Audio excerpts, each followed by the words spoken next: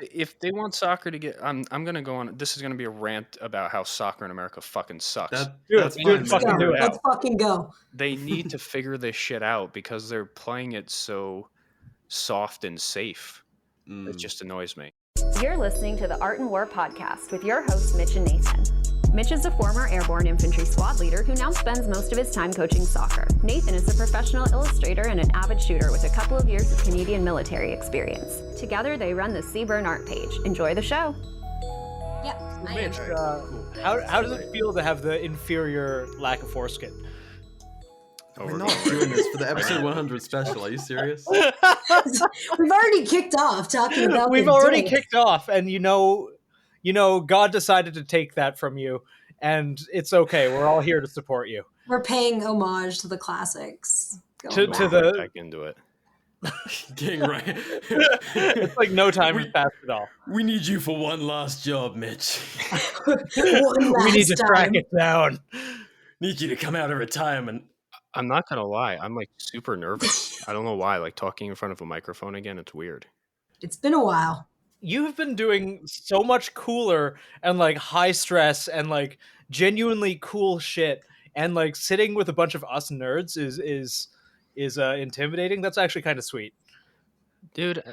Honestly, what I've been doing has been like the opposite of stressful. I have been not stressed at all. Yeah, I don't mean like stressful as in stressful. I mean stressful as in like it's cool. Like you're responsible for people now, and it's kind of dope. I mean, I was responsible for people in the army to an extent, I fair guess. Point.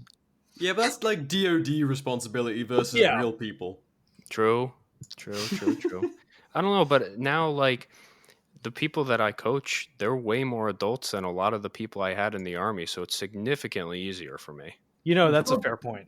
It's also children who, like, they're kids, right? Like, the people you're coaching right now are younger? No, they're adults. I coach in an adult league, an adult competitive league. Oh, I thought it was youth. That's awesome. No. I did previously. I worked with youth, but now it's all. I have a player that's a year younger than me. I have a player that's older than me that has 3 kids. So, So what's your? So going into that, for everyone who's listening, who hasn't heard from our dear Mitch in a while. It's been 27 episodes. It's been a minute. It's been almost a little over, actually, a quarter of all the episodes entirely. And so we're doing this so hopefully everyone can hear from you and know what's up and where you're going and why you haven't like hung out on the podcast. And hopefully you can share with us a little bit like what it is that you went on to do and like what that's bringing you in your life. Coach Mitch. Yeah. So basically, it's considered professional amateur. It's the 3rd professional women's soccer league in America, essentially. So the way that it works, like for those who aren't familiar with soccer, you have the top division, 2nd, 3rd, 4th, however many leagues you have, and you can promote your way up through them. You can relegate down to them depending on how shitty you are. So right now I'm the head coach of a 3rd division women's club, and it's been great. It's been I got to, for the first time, really recruit and build a team that, because when you coach kids, essentially it's like whoever pays the most money and signs up is like who you have to deal with, and you're often dealing with the parents more than you're dealing with the kids. But now I'm dealing with like adults that have their own jobs, responsibilities and shit, and they're all pretty responsible. They've been playing for their entire lives, so it makes my job a lot easier because I'm not explaining concepts. I'm not really teaching. I'm more just instructing. It's like, hey, I want you guys to do this or this formation or this tactic, and they already have experience that, or they can put it together because they're adults. So it's been great for me. I've been a shithouse to other coaches because it's just how I coach. Nature. What does that mean? A shithouse?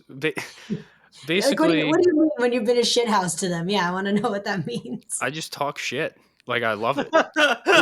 You engage in like a very like traditional, like British kind of way of engaging in the world of football or soccer for the Yanks. Like Yeah. you're Well, I'm a bringing that Millwall fan. to the American soccer world a And lot. it shines a very different light on it, considering it's like you're coaching women's soccer, and I just picture you in the crowd. It's like, hey, coach, fuck you, you piece of shit. Well, it's not like to that extent, but it's just like I don't. Coaches here. Vandalizing their cars in the parking lot, you know. Mitch, I'm a pacifist. Also, Mitch, fuck you. Chooses violence. I think I talked Pacifist about that until it comes to while soccer. ago. Yeah, I think I mentioned that with like in every other aspect of my life, I am very calm, relaxed, and even when coaching, like at practice, like I think all of my players would say, like I'm very level-headed, I'm very calm. I've never yelled at them. Um, I yell like across the field, but I'm never like yelling at players. But when it comes to other coaches or like the media, like I have no patience for it. And I find myself, and I used to do it when I was dealing with kids too. That's why I'm happy I'm not dealing with kids soccer anymore, because like I'd see other coaches just being terrible. And the other, I think I told this story before where the Air Force Academy in Colorado refused to play my team because we beat them. It was like 17-2. And they came over at halftime. They're like, can you like substitute your strikers and midfielders? And I'm like, no, get better. No. And it just turned into a whole thing. And I would, you can't really do that at a youth level, but I was. So that wasn't really, I don't think that was the right environment to be doing it. But now it's like, I mean, what are you going to do? You're going to fine me? You're going to fine the club? Like, you can't. We didn't break any rules. I'm just being a dick. That's the most New Yorker thing I've ever heard. I don't break any rules. I'm just being a dick. It's legal, dude. Well, they fucking deserve it, honestly. They deserve it because they suck. No, the league needs it. The problem is the league.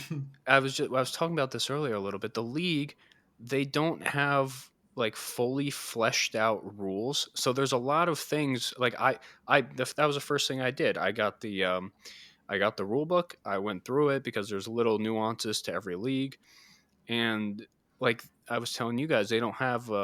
They didn't have a limit on stoppages for subs. It was just, you have 8 subs, as many stoppages as you want. So if you're up 1 goal and there's 10 minutes left in the game and you have 8 subs left for whatever reason, let's say you didn't use them, you can just send 1 sub up like every minute and just be like, hey, walk off the field, and just waste time. And I would just do that back to back to back to back. And I'm like, figure it out, guys. I'm wasting time. I don't want to concede a goal.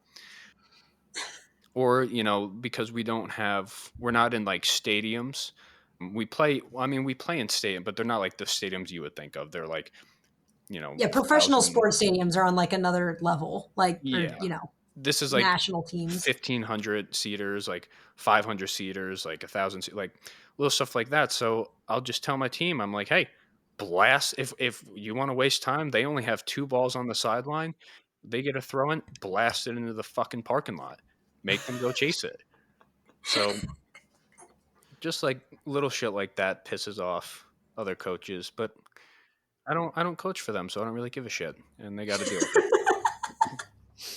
To play devil's advocate, could you say this is unsportsmanlike conduct? No, that's just know the rules and figure it out. You don't want to have to send your players to chase balls in a parking lot, then you should probably have ball boys. Ball boys? So you're just teaching them hard lessons and all the you're just poking holes in everything. Like your system doesn't work. If they want soccer to get, I'm gonna go on. This is gonna be a rant about how soccer in America fucking sucks. Let's fucking go. They need to figure this shit out because they're playing it so soft and safe. It just annoys me. So, I'm gonna come in. We'll see how our season goes. The regular season starts here in 9 days. Super excited about that. So yeah, we'll see how it goes. Well, something that I think a lot of people already shit on soccer, but a lot of people might be here like, women's soccer and be like, oh my god, Mitch. But there is like a very heartfelt reason behind why you chose that particular path, right? Yeah, I mean, I had my daughter, and I was originally planning to work. Um, as shitty as it sounds, I wanted to work in the MLS, even though I hate it. Um, MLS. so the American Men's Professional League, I and don't think that sounds shitty. I was, on my way there. I was already doing a lot of scouting and youth academy work for some clubs. I had applied to a couple jobs, got some calls, but then when I had my daughter, it was kind of like I looked at the women's side of things in America, and I'm like, well, yeah, we have like the best World Cup team, but in terms of like development and opportunity, it's kind of fun. Like it kind of sucks. Like I'm not on board with the whole like, oh, like the women's World Cup team dominates, so they need to be getting paid, the same as men, because realistically, they're just not bringing in a Yeah, the fraction of. revenue isn't equal. They do get a larger. So I went balls deep into this shit. I was trying to figure out. I'm like, why are women being paid less in sports? Like realistically, like why is it? And on top of the revenue, there's a lot more nuance to it. Like the women's World Cup team makes a much higher percentage from the winnings than the men's team does. So like their percentage is higher, but the overall that they bring in is less because they're generating less. So how are they going to make more? But they get a larger cut of the pie. Yeah, that's like the pay gap isn't real anywhere for that same fucking reason across the board. So it's just like a bunch of like self-serving women wanting more than they think that they have to actually fucking earn. So I think that translates to pretty much everything. Like sports work, like doesn't matter. There's no pay gap. Anyone who thinks it is, like fuck yourself. That's not true. Just fucking Paige. Well, But that's the things Oh, that let's people keep are it light. focusing on, Let's keep it light, unfortunately. guys. So Sorry, Mitch. Go on. it's okay. That's the stuff that people were focusing on. They're like equal pay, which like sure I get it. You want to make more money. Everybody wants to make more money, but why? So I was looking to why, and they get a larger cut of the pie. They have better health care than the men's team, and I mean they should get as much as you can. I'm not saying like, oh, poor men. Get as much as you can, leverage yourself as much as you can, but also on top of the larger cut of the pie and the better health benefits, they also get a cut of the men's earnings from their World Cup runs or their international things, and the men don't get a cut of the women's. I don't think they should. I also don't. Oh think my god, it's like welfare. It's like getting from like taxes of men. Then there's still it's welfare in soccer. This is literally soccer welfare. Holy shit. And that's part of the problem that I have, because women's soccer can stand up on its own. The problem is it's focusing on taking away from the men's side rather than just building up the women's side more. So all the focus is on we need to pay the women more with the men's earnings, and it's not fair, as opposed to how do we generate more revenue. And that really, I looked into all this because I had a daughter, and I'm going to get my daughter into soccer. She's going to join an academy here when she's like 2.5. And I want her to have as much opportunity as, I think she deserves to have, because the reality is women do have lesser opportunity to benefit from professional sports, especially soccer in America. But the opportunity can be very easily created if people just focused on it. So that's kind of what I'm trying to do. I want to give a better opportunity for my daughter and help do my part to make the women's game as good as it can be, kind of where it deserves, and to drive that focus away from stupid political just nonsense and actually get it to making it as good as it can be and where I think it should be. And you bring up a good point about like women's sports being able to stand on their own. Like there was something, I have a cousin who actually played professional soccer. She is in the Hall of Fame, I think at Coolidge, where she was from. And like, she played as Kristen Murphy, and now her name is Kristen French, but she has a bunch of awards and stuff, like being a soccer player. She was really incredible. I got to go to a couple of her games and I was really young. But something that I feel translates across like all sports for women in this sake is that women have to try so much harder because we don't have the innate like strength and speed and things. So it's like, I was told by my martial arts teacher a long time ago, he goes, whatever happens in this, like for you to be good at fighting, like a grown ass man will be able to best you, right? He goes, so you have to be way better at technique and application. Like you can't afford to make mistakes. And you see this when you watch female soccer, where they're straight like blood running down their face because someone fucking chin checked them, still sprinting across the field like nothing happened because they don't want to go out, versus the theater that happens with like male soccer and male sports a lot. So there's a lot of theater that happens with that. I don't care what fucking sport it is, and it's fucking retarded. Like watching people just do like and like women aren't afforded that. So in the way of like, oh yeah, like look at these techniques. Like another friend of mine who coached professional basketball, and he's like, yeah, the WNBA is a fucking joke across the board, and it's like a joke because of how we make fun of how they're playing, or because they can't stand up really against men. He's like, but for technique, he goes, their technique is actually a lot better. And you can see that. So he'd use like female videos to train men because their technique was actually better because the guys could just compensate with strength and speed and size. It's like, yeah, this motherfucker's 6'6", and like he can just take his spider arms and like drop a ball into the hoop. But like a woman who's much shorter and not as strong as that has to be able to make up for that. So to your point of just like women's sports can stand on their own, they fucking can. But it's just not going to bring the same culture because women want to usually support women. Guys don't really care necessarily about watching chicks sometimes in sports that way because there is like a glory in like, oh, watching the men, bash muscles or fight. Like, I don't know. It's probably like in our DNA from like fucking gladiator days or like Brazilian pit fighting, or I don't know, pick your theme. No, and what you said is very true across, at least in the women's side of soccer, where there is less theater because the refs are also so shitty that like, that's the other thing that drives me up the fucking wall about this, the women's soccer in America. They send all their like shitty refs or refs in training to ref like the highest level of women's soccer. So like, it's just, you're not, they're not enabling, and they're not giving the tools that it's like handing a professional fucking plumber like a rubber wrench and being like, go to work.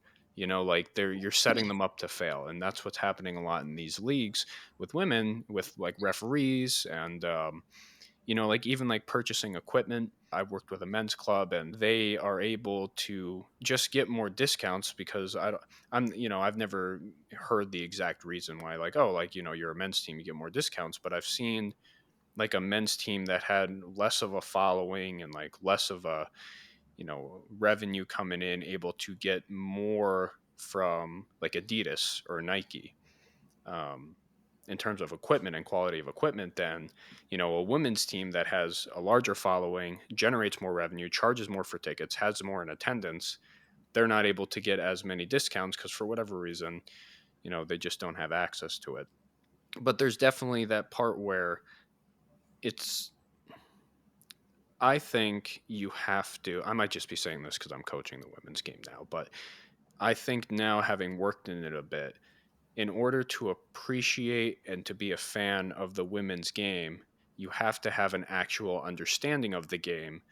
Because to your point, the men's game, you can have tactics, you can have formations, you can have instructions, but at the end of the day, you could have a 6'6" Zlatan Ibrahimovic who's just an absolute fucking behemoth, sprint through everybody, body people off the fucking ball and score, and it doesn't matter what your tactics are.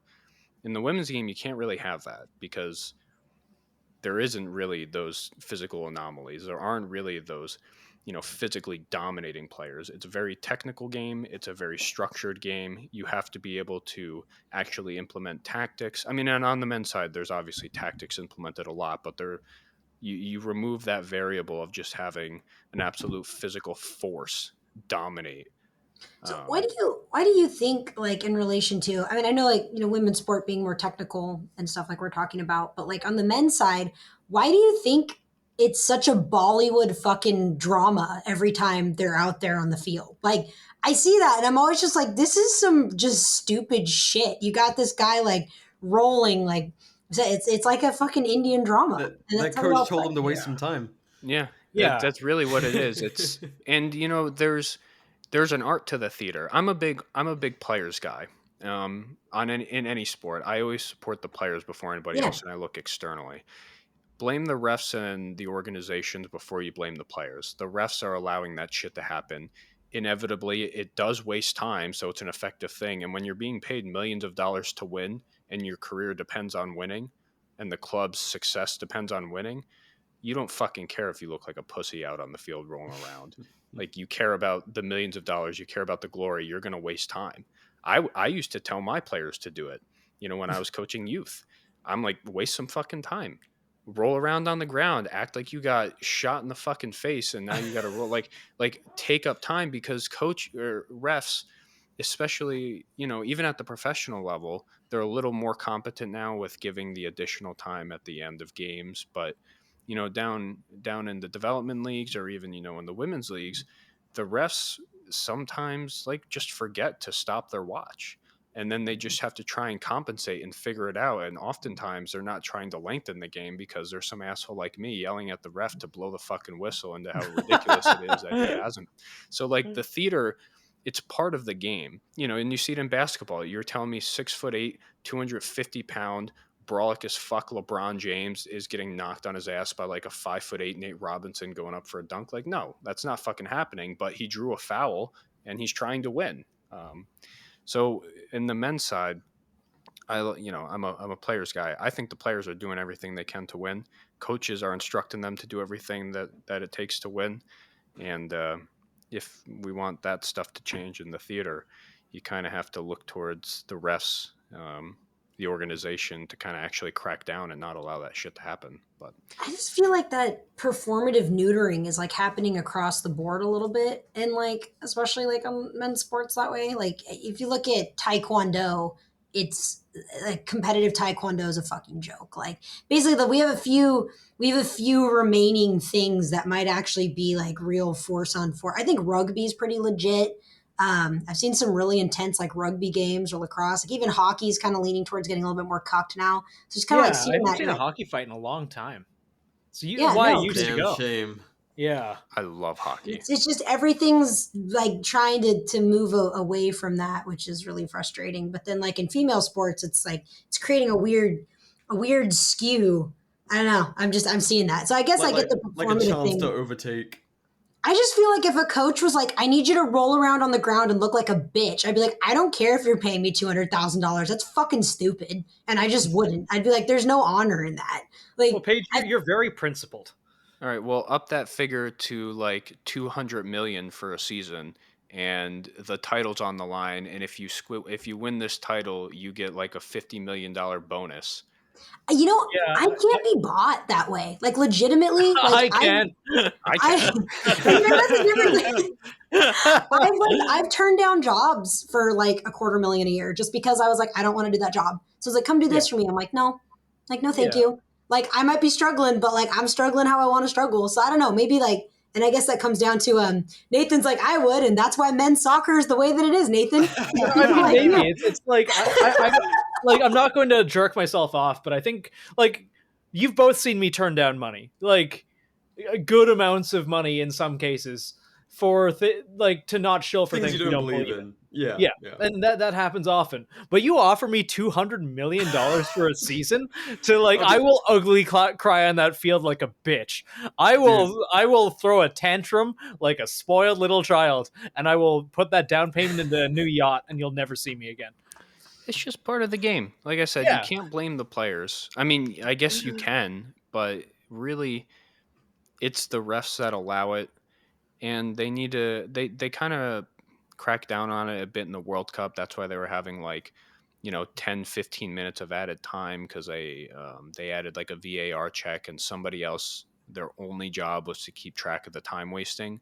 But like for me, I mean, I'm not instructing my players to do it in this league, because I'm on the women's side. I understand where we're at, and I don't think we need to. To my point earlier, why I got in the women's game, and what I'm trying to do with it now, I don't think trying to make it like the men's game is the right answer because it's just so different. It's not as physical. You mean you have like the physicality of it and you have the brutality of it, but it's way more technical. There's way more tact and instruction, which helps me be a better coach because now you know, when I was coaching youth, I would have, this left wing who was just way faster than anybody else. And I'm like, dude, send long balls in behind, and that's how we win. That's my tactic. But now I'm forced to, and while I have definitely physically gifted players, like my team is built for speed. But it's not so blazing that the other team just can't figure it out. It's way more technical. The problem is coaches and organizations don't always employ the best people in the women's side, I feel. And it's the same with the refs. I think a lot of failed men's coaches go to the women's side. And that's why I see the underdeveloped rules that I was talking about earlier. That's Well, why I there's lots see of like, failure men who jump on women's teams. yeah. And that's the fucking, oh, I see what you did there. I'm not getting into that. New segment, Paige and Ragin, where we just we give We just Paige I let didn't Paige say go. anything, guys. Usually I just about- Let said, it go. yeah, I just and said we, there's lots of failures men who jump onto the women's side. Like, this is true. They're like, and it's fucked up because it skews everything. And then women, who are fighting for what they're trying to fight for get fucked. Yeah, and Yeah. I had a player when I was recruiting for this team when I first got this job. I was reaching out to because I cleaned house with this team. We brought back a lot of players, but we cut over half of them and brought in new players. And one of them, she's I'm thinking she's going to be one of the captains. We'll see what happens. But she said to me, she was like, she's very on, and that's another thing I love. They're fucking honest. They're brutally honest. They don't give a shit. They'll tell me they won't be like people pleasers like I experience a lot with the youth and with men. She was straight up with me. She's like, in my experience, two type of men get involved in women's soccer: creeps and people who failed at men's soccer. So why are you here? And I'm like, Damn. damn, like, I'm savage. sorry that was your experience. I'm here for my daughter. And I explained that to her, and she's like, okay, every so often, I feel like there are people like that. You could be an exception. I'm like, cool, thank you. Like, I appreciate that. And now, like, she's a player I go to for a lot of things, kind of getting, as I figure out the women's side and how to coach here, she's been a great resource for me. But that's one thing I really appreciate about this team is everybody is so, they communicate well, they say what's on their mind, and it makes my job a lot easier because I don't have to worry about, oh, is somebody just telling me that they can play in this position because they don't want to like disappoint me as a coach, or are they being honest. And so far everybody's been honest. It's been great. It's been probably the best coaching experience that I've had so far, and I'm really excited. Aside from like the annoying micro shit that you've dealt with, I say micro probably translates to bigger level, just of like, shitty refs and like whatever. What have you found has been like the most challenging about taking on coaching in the capacity that you have? The most challenging has been I knew this going into it. My old coaching mentor told me the difference between coaching men and women is men will not listen to you and still succeed, and women will listen to you to a T and like to failure. Like, even if it's blatantly the wrong answer, they will just do it because they were told to do it. So overcoming that and implementing creative freedom into my style of play has probably been the most challenging thing so far. I think we're breaking some barriers, but like, for example, like if I say, hey, center back, every time there's a corner kick, I want you to mark, the tallest player in the box because you're the tallest player on our team. So that's who I want you to mark.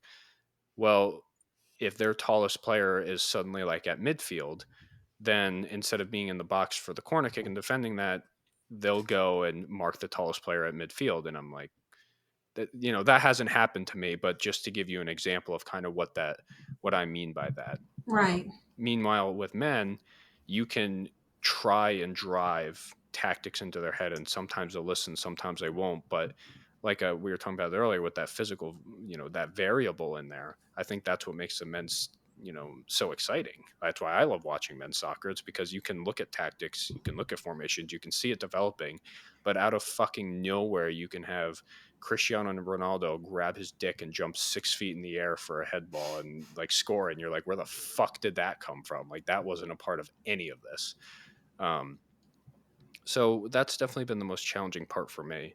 I would say it's been challenging dealing with the league and other coaches, but truthfully, like I haven't even really I haven't even really been dealing with them. I've just been like anytime like some shit like that happens, I just brush it off and kind of ignore it. And I have a great general manager. She's awesome. She deals with all the shit that I don't want to deal with. She's great.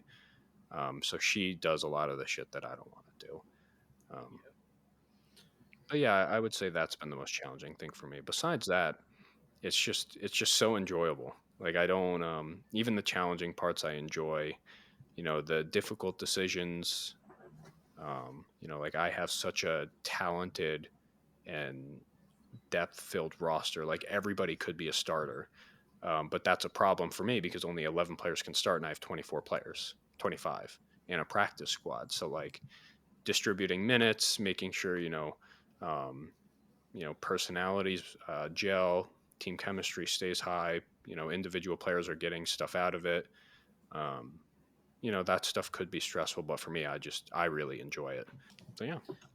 That's interesting. Not to like really pull us off the rails, but the idea that, and I've heard this before. I swear this has actually come up on this podcast, that women and men just have like really different learning strategies in terms of like women will do things to a T, and that's why, at least in my experience, and I think maybe it was yours or someone else, they're really really easy to teach things like shooting. Like very often you get I a think bunch. we actually talked about that, Nathan. Yeah, no, I think we did. Yeah. Yeah, and I've found that like I get a bunch of guys who've maybe shot a little or not shot at all. I get a bunch of women who've never shot at all, and they're usually out shooting the men within the second magazine, and it's the same exact thing. It's like they will follow what you do to a T, and if it's something that is really really everything depends on like not being creative, it actually really works to their favor. Well, also the fact that like there is innately, right? There's an ego associated a lot with men in sports who get to that Yes. level. You have to be the best of the best again and again and again. There's not a lot of humility always. Yeah. Where like some guys are just fucking animals. Like they're athletic. And I've met some athletic as fuck chicks too. You're just like, damn, like they're just athletic. They just do the thing. They do it well. But when you start getting to that level, there's this idea of they know better. And Yeah. like I've seen that in martial arts. I've seen it in my limited, even like tactical or like shooting training, where you have a guy who knows these things, and because he knows everything, you now have to go back and undo those things to retake in information. And women have a propensity to be more open to solutions and knowledge that way, except usually when like you're in a relationship and they're like, I have a problem, and they're like, here's a solution, and they're like, I hate your solutions. But otherwise, when it comes to I Never know how to dealt with fix that. this, and she's like, Never no, dealt shut the with fuck that. up. But when it comes to sports, generally they listen that way, or like being taught a thing. Yeah, I mean, it's definitely it took time. With the women's side, and I appreciate this actually a bit. You really have to build that personal connection to them, and then things get a lot easier. And that's kind of why I spent so much time in the off season fostering this, player coach relationship where we would talk. I'd ask about tactics. I would be open to feedback. I've adjusted tactics so far according to it. Um, and it's been definitely easier that way for me. But like you said, with men, even with dealing with kids, when you have a star player, the ego gets attached to it, which is, I think, necessary to an extent. You need to have an ego if you want to, be a star. But that's when you start getting the men where you can't tell them nothing, and they're so I mean, I'm like this. If you tell me do it this way, but I think I can succeed doing it a different way, I will break my fucking ass doing it my way to succeed. And then I will succeed, and then I'll just look at you and be like, "Yeah, go fuck yourself." And that happens a lot in men's soccer. And I think coaches on the men's side know that, they understand that, they appreciate that, and they use that to their advantage. I watch Pep Guardiola for Man City do that with Kevin De Bruyne. He just yells at him all the time to do something, and then Kevin De Bruyne does the opposite and scores, and then they're like, "Okay, well, we're successful, so this is okay." But the women's side is a little bit different. But I appreciate it because I get to actually have conversations and learn and get feedback, and it makes me a better coach. This episode was brought to you by AWS, Advanced Warfighting Solutions. We use the out of their gear here at Art and War. Everything's made in North Carolina, and they make everything. Everything. I'm a big fan of their SMU war belt, the snack pack, their assault pack, their plate carrier, kind of a big fan of everything. And they've been around for a long time with a lot of hard use kit. Overseas and here at home. Sorry, I'm just reattaching my phone. Sorry, it'd come loose. This is my fidget spinner, okay? I know. AWS is our longest running sponsor, and they've helped us do a little bit of everything here at Art and War, from keeping the guides coming out by providing Nathan a new iPad, as well as chucking gear our way so we can get out there on the range. Tough as hell gear so they can help us go LARP in the woods. Yep, my assault pack comes out with me every time I'm in the woods. If you want to pick up a one-and-done Molly pistol belt, look no further than the AWS SMU belt. Use code ARTandWar10 for $10 off. We get no kickbacks, you just save money. Link to their site down in the description and in the Seaburn Art Page's bio. Thanks for listening. Now let's get back to the show. How's it going, lads and ladies? B.R and Nathan here to take a quick break to tell you about our Patreon. Not only do we want to continue improving the quality of what we can do here on Art and War, but we want to push what we do all over at Seaburn Art, from the guides to pursuing video content and keeping us warm during another winter of illness and death, and the Patreon helps us get after it. But what's in it for you? Our Patreon subscribers enjoy 5 different tiers of exclusive perks, ranging from all the content we'd post on a pre-Zuckerberg Instagram, downloadable high-resolution guides, targets such as Redcoat Skinwalkers, John Harvey Kellogg, seasonal targets, and more. Behind-the-scenes info like my personal art, introducing all new exclusive mini-podcast episodes, and at our highest tier, get monthly art commissions created by yours truly. You can find our Patreon via the link in this episode's description, at patreon.com/SeaburnArt, or in the Seaburn Art Page's bio on Instagram. Thanks for listening. Now let's get back to the show.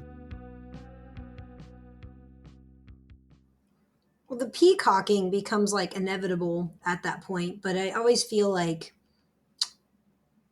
I've done a lot of used to help my dad coach like football, like American football, not soccer for any of the bleed over there. I played soccer, I played tennis, I played softball, like fucking 9 years, like track for 7, like whatever. I played all kinds of like shit in sports. But seeing that, like that peacocking and that arrogance, sometimes you see the guy who's like the big tough whatever, and then like, he gets his rocks off being the superstar a couple times. Like you brought up the word, if you want to be a star. And I see people behaving like, yeah, if you want to be a fucking star, but it can just be kind of a flash in the bucket unless you have like humility to back that up. And like no one, I don't care who you are, like no one keeps their peak athleticism forever. That fades from all of us. We all have father time to outrun. So you get people who like, oh yeah, I'm this, I'm that, I'm hot shit. And then there's some other fucking 18-year-old right now, or like 16-year-old sometimes like sports, who's like, fresh off the line, ready to come in and like take your space. And like some of those guys, if they're not mentally adaptive, and chicks too, I see too, like chicks too, but not as prevalent in male sports for the sake of this comparison. But if they're not open to changing their tactics or being able to evolve, then they do hit that wall and they fail really fucking hard. Yeah, and I think in order to be a successful coach at any level on the men's side or women's side, you have to be able to change. And that's kind of what, dare I say, I'm going to go into the season now after I say this and fucking fail, but dare I say that's what has made coaching for me over the years so easy. It's that I see what the other teams are doing, and I know they're not going to adjust because they don't make more than one layer of adjustments. So I can go into a game knowing, they're not going to change from this. So I'm just going to set them up to exploit that. And, for example, this season, what I'm focusing on, I watched all the film from our main opponents that are going to be this year in our conference, and I watch what they do in certain situations, and I'm like, okay, so in this situation they high press all the time, so I want them to high press because I know how to counter a high press.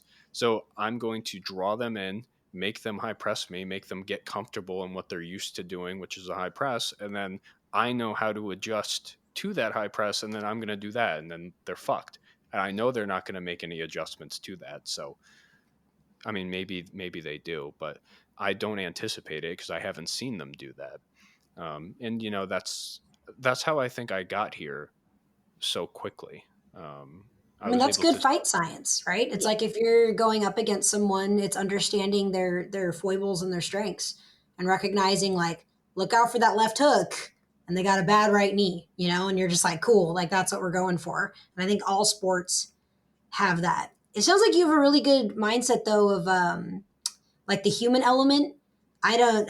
I'm sure you've seen it, and it's something that I've definitely experienced. You'll have, whatever the dad who comes in, he has his idea of the machine of how it needs to work in this position, and then there will be like that one or two athletes that they try to base everything around instead of like treating the roles as human roles, and then suddenly their star gets fucking hurt, and they don't have any way to compensate for it because they just expected that person to carry for them, or you know forget that these people, while it needs to work like a well-oiled machine, the parts are organic, and that does take like a lot of fluctuation, adaptation, and evolution to be good.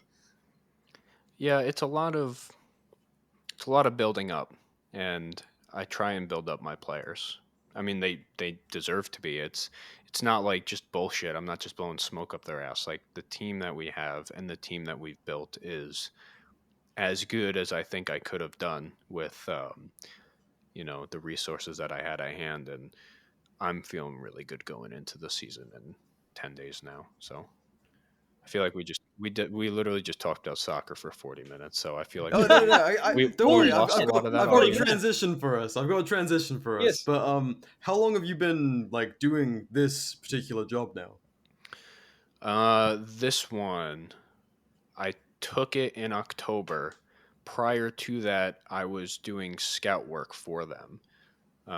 But I saw they needed a coach. I applied. I had been working with the owner and the GM, and they offered it to me. I took it, and we've been rocking it off ever since. Was that whole process like a pretty speedy like transition, kind of getting into this whole thing? Like getting into coaching at this level? Yeah, yeah, yeah, Yeah, I mean, it was a big jump. yeah. I think a lot of other coaches could look at this in my resume, and on paper they would deserve it more. Um, and maybe they're right, but I do think that I got this opportunity mostly because of how, like, I was fucking relentless with this job when applying. I've talked about this before with like the social media back when I was doing that stuff. With like the social media, it took me a while to understand that worth that I had. And, originally to get in and to start doing things, I was just fucking relentless with it. And that's how I got stuff. But then eventually I hit a point where I'm like, people were coming to me. And that's a powerful thing when you have something valuable and other people can recognize that you don't know and they start coming to you for stuff. That's very valuable.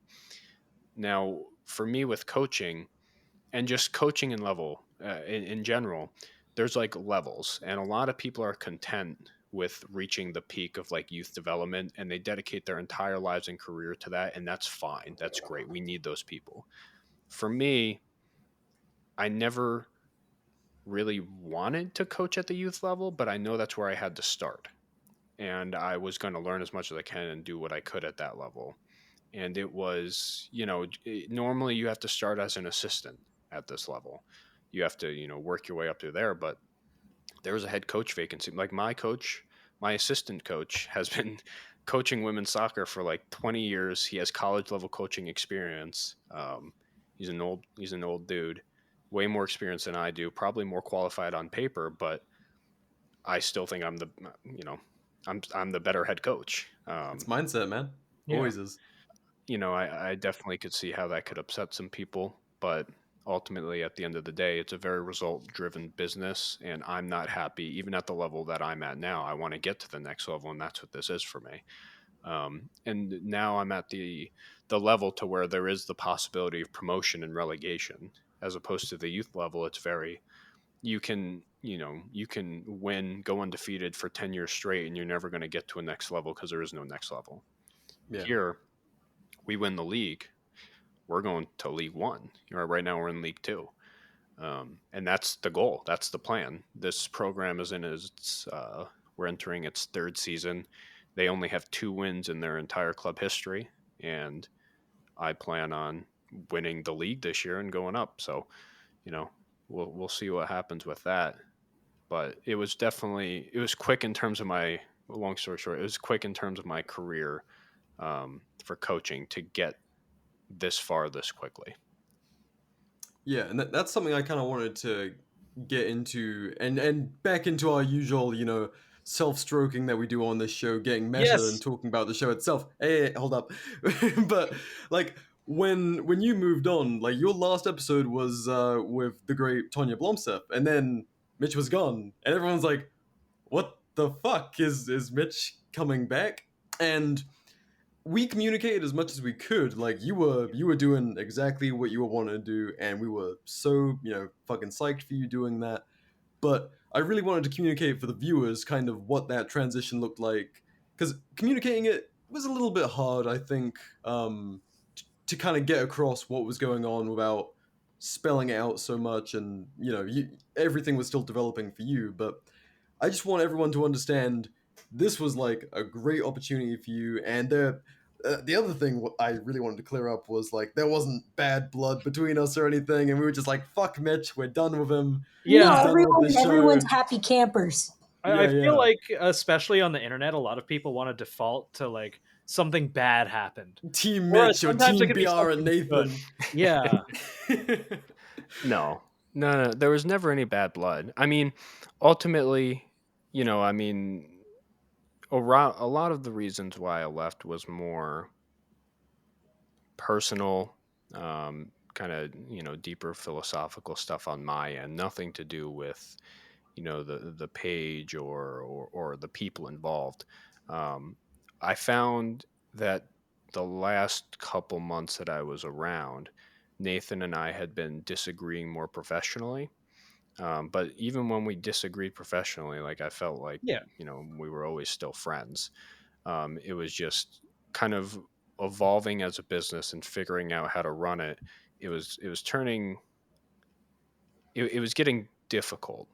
And we were just disagreeing more and more. And then eventually, once I got out of the Army, because that's kind of right when I left, I had hit a point where I was for years having to ignore how I personally felt about things, about war, about violence. I was an airborne infantryman, and I had become, pursuing pacifism. That's a huge oxy fucking moron. That's tough, but Yeah. I never let that affect my job. I was always trying to do my job as best as I could, just for the people that I was, in charge of. But I had been ignoring it for so long. When I finally got retired, it all just came to a head. I'm like, well, I don't want to do that anymore in my life. And I was doing that with Seaburn for a little bit at the end there. I wasn't enjoying a lot of the content we were putting out. I was butting heads with Nathan on what we should have been putting out. Hindsight, I think, he was right not to compromise on certain things that I wanted to compromise on. Yeah, but you were also right in a lot of ways too. And I think the healthy solution was a middle ground, is what I've been trying to take since. Yeah, and like I said, we never had any personal issues with each other. Even when I left, there was nothing personal about it. We were still friends. We still communicated. We still talked. Which is fulfilling. Like you're clearly fulfilled, like you're finding fulfillment. Like you've talked Yeah. about that on the old episodes, like trying to find purpose and stuff after military and that hole that's there. Like I think you went through a lot and earned your place where you are now. Like you're a dad with a beautiful family and a wife, and you've moved and you've got all these things. Like you've made a life for yourself. And like when your opportunity came along for fulfillment, like there was no like badness. It was like nothing was like bad that you were leaving behind. It was just not fulfilling for you and different, it seemed like. Yeah, and like I said, it was. I think the I think the conversation that Nathan and I had before I left was very short. It was like a 10 text exchange. It was like, you know what, this is what I need to stay on. Are you willing to compromise that? And he was just like, no. And I'm like, okay, that's okay. Like, Yeah. it's fine. And Yeah, in and it wasn't even hindsight, anything bad. It was like, no, No, it wasn't anything bad. It It, was it just, it basically comes down to like the slight difference ideologically between us being very, very, very, very hardline, peaceful, not harmless, and pacifism. If I'm correct, Yeah. right? yeah. and like That's they're pretty much Venn exactly diagrams what that it was. overlap a lot, and I think Yeah. It does. I There was just some key differences. And like I was saying, for years I had to ignore, those ideologies that I personally found just with my job in the military. Because, like I said, I never let it affect my job. I tried not to. At the end of the day, as cringy as it is, nobody forced me to sign up. Nobody forced me to re-enlist the no, that's not 3 cringy. times I did. So, you know, it was just a different time, and I'm like, I don't want to have to ignore this in my life. And I was ignoring it for the page for a while. So I was like, Yeah. hey, we can either change this and I stay, or we don't and I leave. Like, pretty simple. There was no bad blood about it. It was pretty cut and dry. I probably in hindsight could have communicated a little bit more with people, including, I think, is your name out there now, BR? Fuck no. We're Okay. gonna keep that shit under wraps as long As as we long can. as it takes. I Going could to have full communicated it administrative better results with in. you, and probably, some of the sponsors and just some, friends that I made, through the page that, just, in my personal life have become friends. It was just such a moment of realization. Like I couldn't believe it when I got out. Like I prepared for it, but there was no like drastic moment where I took off the uniform. I'm like, oh, okay, this is it. It was like, it was more ideological. I don't fucking know how to Ideological. describe it. It was more like cathartic. I'm just throwing words out there. It was just, it hit me, and I'm like, okay, this is what I need to do. I don't want to Yeah. do this anymore. If these things, like, I don't want to do anything in my life that doesn't meet these certain conditions, because for the last 8-9 years of my life, I've been doing things that go against these conditions that I feel morally, and I'm not going to do that anymore in my life. I have the choice now. And that's ultimately what led to me leaving, and don't regret it. Super, super happy, even though, I do miss you guys. I do miss talking to some people. That's Oh, the thing I miss you're greatly most. missed by fans and, Yeah. And us, alike. obviously. Us for sure. Yeah. Yeah. Yeah. That, You that know. was that was one thing because you guys had your exchange, and like me and you, Mitch, like we text plenty, but like at the time I was like, whoa, what the fuck? Because you dipped like a few times temporarily as you were kind of figuring things out. Life, yeah. And yeah, and then we all have to. I mean, I've dipped, basically just been editing and like nothing else at times. Shit, look at been Nathan busy. blowing his eyeballs out and like Yep. getting Yeah. gout. He had to take a break. Yeah, there's like, a reason I'm life- still not looking at the screen. I'm like, well, obviously you guys can't see this because we don't put the videos up. But I basically look Not yet. everywhere but the webcam, so my eyes are perpetually like focused on nothing, or like I'm cleaning, or just Yeah. like I blew my eyeballs out. It's not great. But like life happens and stuff, and when I knew you were doing this for those reasons, I completely got it. Yeah. It was just like, it was just so quick. I was like, I get it, but man, that was like, it wasn't like that kind of picture perfect moment you have with like a passing of the torch or anything like that. It was just, shit just happened, and I'm like, fuck, Yeah. I'm so happy for you. Now me and Nathan are gonna try and make this shit work. Yeah. And we're oh my god. Yeah, because like initially I was like, and again, like I can't stress enough, kind of the same as BR. I'm like, what the fuck? Like, what? And then I stopped and I thought about it. I'm like, the thing that you'd been looking forward to for so long, like you and basically since I met you, you're like, yeah, I got to get out of the military. Like, I'm processing it. They're fucking me over. They're fucking me over. So and so, like they were stonewalling you at every step, and then it just happened. Like over the course of maybe 2 weeks, it went from administrative hell to you were out. Like everything Yeah. became really Run, real Mitch, so run. fast, and it Well, made sense to me. That's kind of when it all clicked even for from the me. beginning, like I've known shit. I was episode 6 with y'all. And like from the time that I met Nathan and Mitch and was on, and like I never stopped talking to you guys after that. Like we all pretty much became friends that day and never stopped. And even from back then, Mitch, you were still like finding your purpose. You've always been passionate about soccer and those things. So yeah, we were all excited. And I'm glad that we're able to finally have this so we don't have to be the ones to tell other people how you felt about things. Yeah. So it's nice that for like the people listening who've been with us since the beginning and like seen all that happen.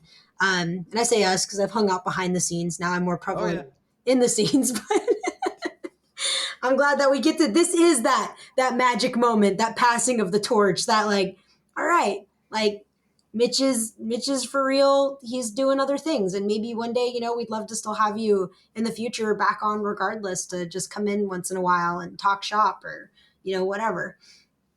Yeah, I mean, and there, I just want to emphasize again, there was never any, even when I left, there was never any like bitterness about it.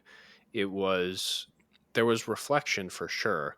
And there's a lot of things that when originally starting the page back in 2019, I think. Yeah, because I you think started like I that's think a when the year first after page me in was. 2018. Yeah. Yeah. Back, in hindsight, there's a lot of reflection on things that I would have done, a little different. And, throughout the whole process, there's, a lot of mistakes made, but ultimately, I was able to look back on it and be like, okay, like I built something. I built something to a point, and then I knew where I was limited at in terms of growth, and we brought somebody else on with Nathan, and that was kind of that next step. And I was able to look back on something and be like, okay, I learned how to build something that I did on my own. Basically, I was able to look back and reflect on, kind of everything that I was able to build. And originally kind of on my own, getting shout outs from you, BR, cringy messaging you. But It's a from fond me memory. in 2019, from when I started, I was able to make a lot of mistakes on the way, but I learned how to build something that was my own and that I was proud of. And then I kind of had to learn when I hit a wall and I wasn't able to break it down myself. And that's when I brought on Nathan, and that's when, we elevated everything. And then, I was able to look at another point and be like, okay, this is expanding and it has potential to be bigger. How can I make it bigger? Well, now I need to bring in, somebody who can produce a podcast, because, the podcast can make the entire page bigger. It can grow the page. It can help us reach an audience that we want to reach. It can help us expand into other people. It helps make us more personable. People hear us, they're more likely to engage with the content. And I'm proud of that. I was able to look back and be very proud of that. So there was no bitterness at all when I left. It was something more like, yeah, I would have done some things differently. Um, but the mistakes that I made along the way really taught me a lot, um, that are going to be applicable for the rest of my life. Um, and the amount of time and hours I spent into learning social media, like that is a forever skill that is, invaluable to a lot of people. And there was a time for a while I was doing consulting, for social media outside of, kind of the industry that, Seaburn's in. but it was, once again, I was doing stuff that I wasn't really enjoyed. It wasn't very fulfilling. And I stopped and asked myself one day, I'm like, why am I doing this? Like, I don't have to be doing this. Um, I For just think anyone who when you, doesn't know, too, if I may, real quick, social media management is fucking grueling. Yeah, Like, I do not envy either of you for. yeah, no, it's grueling. Mitch, you and I, God, we had so many conversations about like social media. I just remember like we had like a 4-hour phone conversation one day where we were just talking about that shit and like pay and like what that means and like it's fucked up. Like people will be like, oh, it doesn't matter, and I'm like, and that's why you have 200 followers on Instagram, or like you can have a bunch and still have really really really shitty um really really shitty rates for conversion and stuff, like for shops, because you don't know what the fuck you're doing. yeah, and there It's was, hard. and it was something that like, I don't know, in the gun tactics industry, it's kind of, compared to other industries, I found it's kind of easy, which is why now, like, because I got that experience outside of it. Um, I signed some I won't name the companies, but one was computer software, another was more kind of furniture, and then another was a sports marketing agency.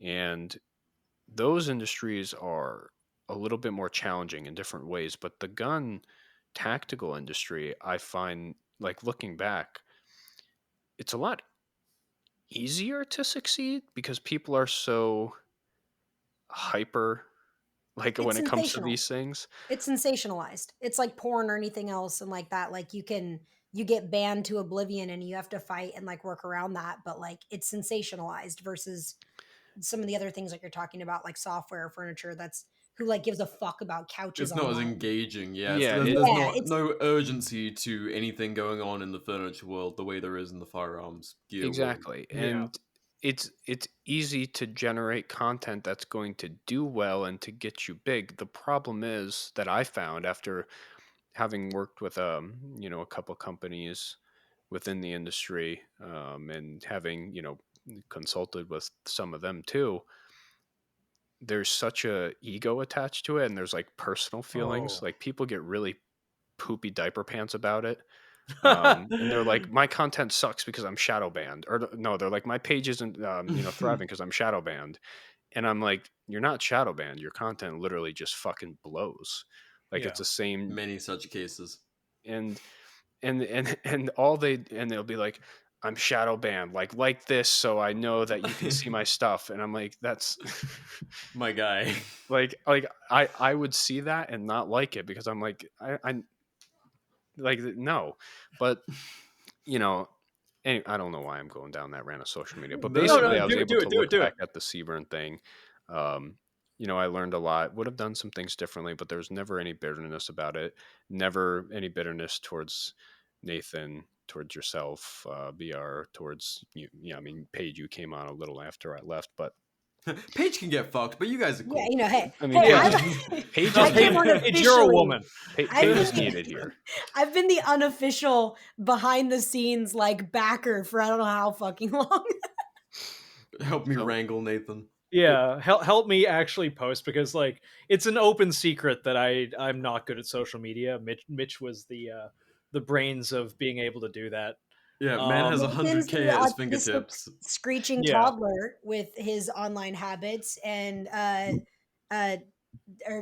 not Mitch, sorry, Nathan. And Mitch was like, Daddy Mitch was there to like be like, no, come sit down. What are you doing? Stop it. He's like, no, I hate this. So literally, this is something I want to get into as well. Like, Mitch for years has been dad to like tens of thousands, now 100,000 or like almost 100,000 people. And Yeah. then my guy just fucking disappeared and left everyone with like a Steve from Detroit Blue's Daddy. Clues moment. And everyone's like, oh my god, where is Dad? Yeah, they figured it out. Dad went out for cigarettes and never came Yeah. back. I think it's it'll make more- it get tougher. To be fair, I think it's more. It's less he bailed and more he kicked his son out at 18. Yeah. Being like, all right, time for you to figure this out. I've done all I can fucking do. Yeah. And keeping to the formula, it's been mostly just like me, and now BR, you're taking a role in helping post, which thank you for that. Holy fuck, I'm so bad at it. Dude, And like following the it's been formula that funny. Mitch left behind, it's working pretty well. Yeah, and I Plugging into mean, the back end of that page is something else. I'm like, oh my god, I don't want this. Yeah, dude, right? There's so much. It's like there's a reason that occasionally one of you will message me. I'm just like, yeah, by the way, sorry, I'm in the middle of nowhere and I barely have cell service. I'll talk to you in 5 days. If I survive. Yes, if I survive, I'm going to go fight a bear with a stick with a steak knife taped to it. well, I mean, BR, you and I had conversations because, like I said, it was very abrupt. But when we were kind of communicating afterwards, I mean, we had conversation, and I was honest with you about it. I'm like, it's Yeah. either going to continue to succeed or it's going to fall off and fail. Um, there's not going to be kind of an in between. And I was never not rooting for you guys. I listened to this. I listened to this recent podcast. I don't know. I don't. You guys don't know Ben Roethlisberger. He was a quarterback for the Steelers for like 20 years. He's a all-time legend for the Pittsburgh Steelers football team. And in the last couple of years of his career, he wasn't as good as he could be. They drafted his replacement, and that's just kind of just the reality of it when you're a legend, but you start to suck. They draft your replacement. I was listening to him kind of talk about his transition of playing for a year while they drafted his replacement and having to accept like he isn't the guy anymore. Um, and he was talking about, you know, that first season after he retired, watching this quarterback, Kenny Pickett, his replacement play, he was like hoping he would fail. He was like, I want you to fail. I want this organization to fail because I'm not part of it. And I was listening and I'm like, I never felt that. But like, I get why he would feel that, but I never, and he doesn't feel that way anymore. He, figured it out. But like, I started to think, I'm like, is that how a lot of people feel like when they leave an organization? Um, I never wanted anybody to fail. I understand I didn't leave anybody. Like, I didn't really leave a plan of success. It was just kind of like, I'm leaving. Yeah, we were like, okay, what's the schedule? Oh, we have nothing scheduled. Oh, fucker, Oh. fucker, fuck. Just like, oh, let's get Lucas. It's time for a schizocast. Trial by fire. You got to figure it out. Yeah, Dude, and honestly, like, that is what needed to happen because, I mean, with how you were, ideologically and kind of wanted to move away from talking about gun culture and all that kind of shit, week in, week out, like, that transition was inevitable for us. So it was like, okay, well, can you guys make this thing happen without Mitch, or do you need to just retire this and call it like a nice, solid 75 episodes and put a bow on it? And it was tempting because, like, I came on this show as like a support element. It wasn't my baby until it was my baby. Like, no one has listened to more Art and War than BR. I've listened to episodes that no one will ever fucking hear. Yes. Because we trashed them or whatever. And it became my baby. And I, obviously anyone who knows the shows I worked on previously was much more like, anti-government. And obviously this has some spice to it, but it was much more niche, and I was used to like a smaller audience and more of a one. It sounds bad, but like one way of thinking amongst my listeners. And this was an opportunity to really speak to a broader audience, hear more ideas, speak to people I would never fucking speak to, never have a reason to message and be like, hey, please come on my show. And it was like, well, fuck, we either retire this and we say that was a really cool run, or we double down. I step in, I co-parent, or as the way Paige put it was like chef's kiss, where it's like we can either we were a really gifted kid, like really crushing it in school, and then we started smoking pot when we got to college, and we just said, fuck it, classes aren't that important, kind of coasting by. And it's like, well, we either drop out or we double down and we become a straight A student again and try and crush it. And I was like, man, it is tempted to just hit the bong and call it a fucking day, but nah, Nah, the listenership is fucking excellent. It's so wildly diverse.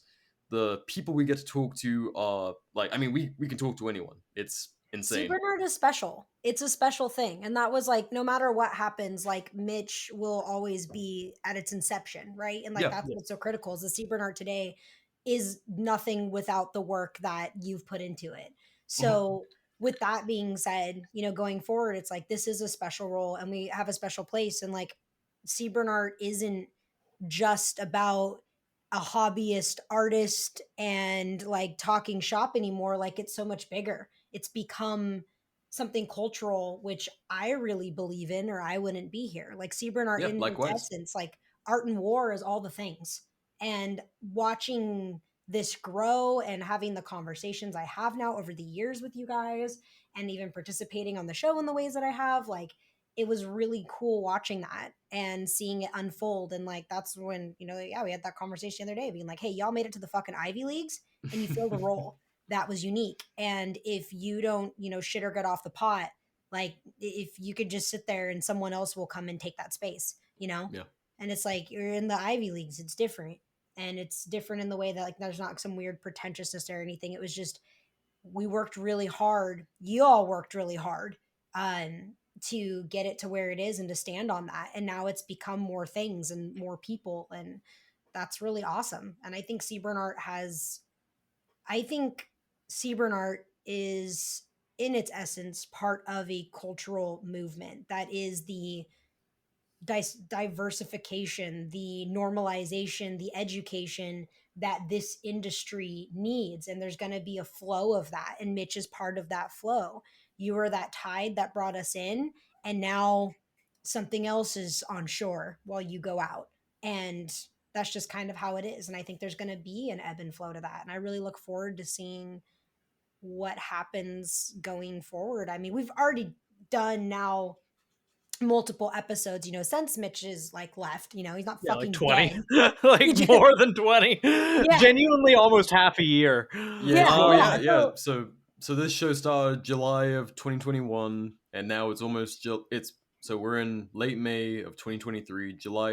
July of this year, we'll have been running this show for 2 years, which is fucking insane.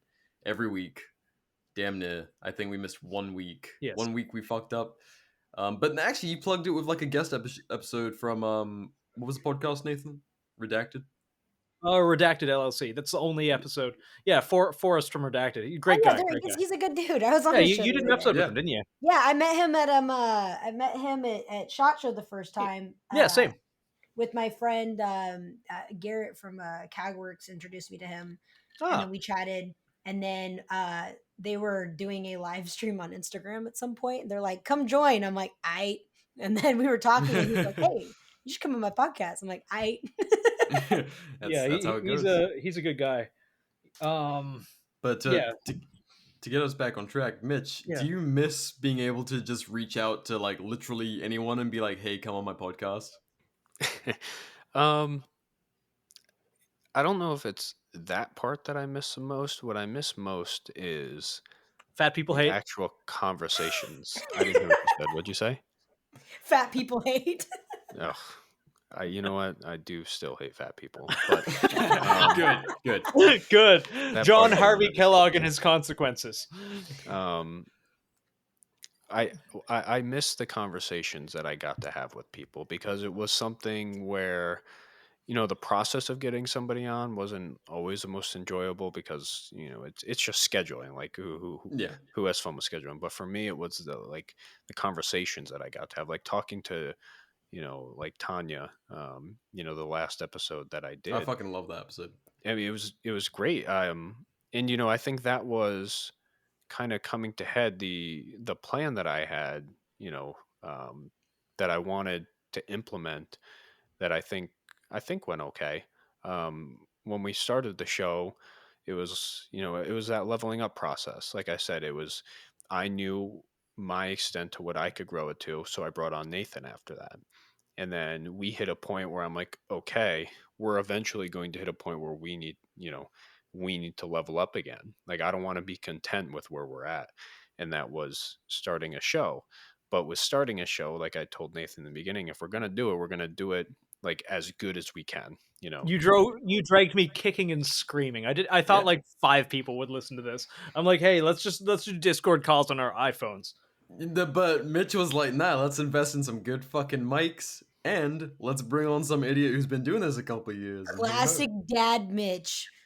No, well, because, and that was my problem. There was, you know, everybody's like, oh, we're going to start a podcast, and there's so many podcasts in this Especially industry. during the pandemic. I mean, my Oh, God. fuck yeah. Yeah, and that was my thought. I'm like, if I'm going to start one now, it has to actually be different. Who starts a podcast with, you know, I mean, I'm sure there are people, but, you know, I wanted to have as quality mics as we can get. I wanted to have, you know, somebody who knew what they were doing previously, and that's, you know, what you were. I'm like, you have your own show. You've been producing, what was it, 2 other shows at the time? Yeah. Yeah, my solo show and the Militia podcast. So yeah. Yeah, and I'm like, who better than him? And, you know, it wasn't just let's turn the mics on and record. It was, we're going to record a couple episodes. I'm going to listen back, and if they suck, we're going to change. And that's what happened. You know, Some of them sucked, but we worked on it. they sucked, and we got better. And even, you know, the first couple that got out were definitely, you know, a little awkward, and, you know, we were kind of figuring it out. But I didn't want to just, you know, it's not just starting something just to start something and see if, you know, it'll take off. It was, the plan was this was going to do well.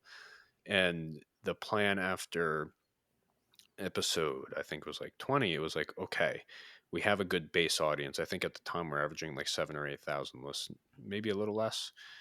Somewhere around there. But it was like, okay, we have this good base audience. We need to expand because this space is very limited, and we're not there yet, but we are eventually going to tap out this entire area. And if this space becomes our niche and we only limit ourselves to here, we're never going to be able to improve and grow. So that's when I started sprinkling in kind of those, you know, off the wall episodes where we talked about other stuff, and we started talking to other people maybe not completely associated with the industry. We started talking to a lot of artists, not associated with the industry, but kind of, like Delta Magna. She's great. I love her. And, you know, she kind of draws for the gun world, but she's also kind of just in like the, you know, she's making a video game with her. I think they're engaged now. So her fiance. Yes, they are. Yes. And it's called Lotus Eater, and it's fucking dope. It's really cool. I love her art so much. You know, I do regret I never got to talk to Migraine as much as I did, but his comic was always awesome. Doesn't get as much recognition as it deserves. Yeah. Migraine is another person, but, you know, it started with kind of artists, and we could, you know, art and war. We get some art if we can branch out a little bit, and then, you know, just kind of sprinkling in those people along the way, talking about different things, still while pleasing our base. And then it kind of, you know, came to a head for me where we're like, okay, we're establishing ourselves now as like a broad show with Yeah. talking to Tanya. She's I found her on TikTok, and you know, and it is a powerful thing when you have a page that big, because like you said, Yeah. you're able to reach out to whoever you want, and chances are they're going to respond. And that's what I was able to do with Tanya. I was like, hey, you should come on this show. And I don't think she listened to any of our show. That's probably one of the perks of, you know, her being in Alaska, not really having the best internet. But she was more than welcome to come on and talk. It was a great episode. We didn't really talk too much about firearms. It was all, you know, like philosophical, living in the wilderness, kind of still, and that still appeals to the base, but it also reaches new people. And it was always about leveling up. And I think that was when we did for the last time. Well, not the last time I was here. We leveled up. We, you know, climbed that ladder, got to the new ledge, and now it was like, okay, I'm leaving. And in my head, it was always, you can either stay on that ledge, you can jump off, or you can buckle down and climb up to the next one. And I think you guys are, you know, you figured it out after a while.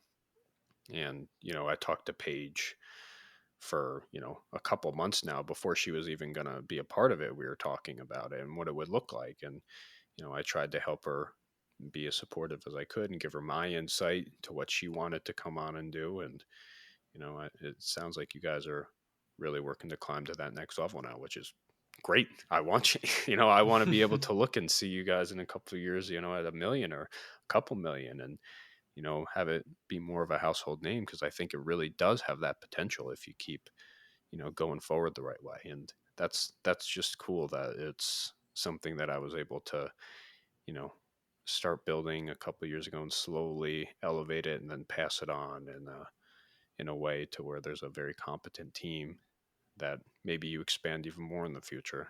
So that's just cool for me. That's one of the cooler things that I have.